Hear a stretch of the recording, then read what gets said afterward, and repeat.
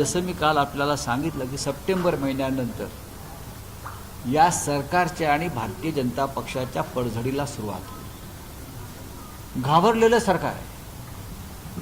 मोदी आणि शहांचे चेहरे बघा तुम्ही, चेहरे बघा दोघांचे, काळे ठिक्कर पडलेले चेहरे आहेत त्यांचे. हे घाबरलेले आहेत राहुल गांधींना. काल सुद्धा राहुल गांधींनी संसद मार्ग पोलीस स्टेशनला जाऊन जो ठिय्या मांडला आणि पॅलेट गन्स चालवणाऱ्या अज्ञात व्यक्तीविरुद्ध गुन्हा दाखल करायला लावला, FIR दाखल करायला लावली आणि सरकार झुकलं.